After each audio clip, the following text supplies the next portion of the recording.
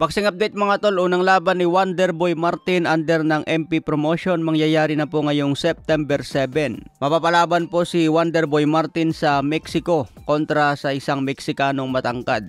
Makikita dito sa final weigh-in mga tol, matangkad talaga itong Meksikano. May kartada si Jimenez na 18 wins, 5 KOs, may siyam na talo. Edad 28 pa lang ito mga tol at isang non-title bout ang laban hanggang 10 rounds. Kung makikita yung huling laban ni Jimenez, mula 2019 sunod-sunod ang talo niya hanggang noong 2022. Nagkaroon lang siya ng isang panalo noong 2023. Then nagkaroon ulit siya ng tatlong talong sunod-sunod na knockout hanggang ngayong 2024. So base sa record nito mga tol, sunod-sunod pala ang naging talo nito. Ngayon mapapalaban pa siya kay Wonderboy Martin, baka ma-knockout lang ulit si Jimenez. So magandang panimula ito para kay Wonderboy mga tol dahil ito ang unang laban niya sa labas ng Pilipinas at ito rin ang unang laban niya under ng MP Promotion. Sana magtuloy-tuloy ang panalo ni Martin mga tol para makita natin siya na umangat sa ranking. Parang activity fight lang ito kay Wonderboy Martin dahil huling laban niya noong December 2023 kontra Botratok. Kaya bakan po natin ang bawat laban ni Martin mga tol.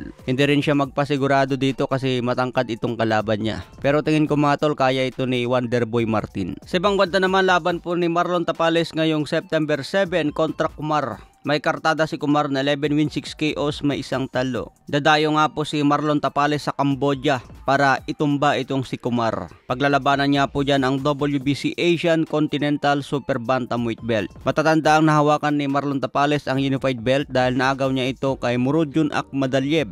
Pero naagaw naman ni The Monster na Naoya Inoue ang kanyang titulo at naging undisputed champion. Kaya bakan po natin ang muling pagbabalik ni Marlon Tapales. Matatandaan ang huling laban niya kontra Natapong Jankeu. Parang pansit lang ang ginawa ni Marlon Tapales dahil tinapos niya ito via knockout sa round 1. Ngayon mga tol, marami ang nagsasabi na knockout ulit sa round 1 itong si Kumar. Sa ibang banda naman, Cuadro Alas Casimero, may laban po siya ngayong October 12. Dadayo ulit si Casimero sa Japan para sagupain si Saul Sanchez. Matatanda ang sinabi ni Casimero mga tol, malakas lang ba talaga si Inoue o may hina ang kalaban? May nabasa akong isang fans na nag-comment doon mga tol. Kung sa tingin daw ni Cuadro Alas may hina ang mga nakalaban ni Naoya Inoue, paano naman daw yung mga nakalaban ni Cuadro Alas? May hina rin daw ba ang mga nakalaban ni Casimero o malalakas?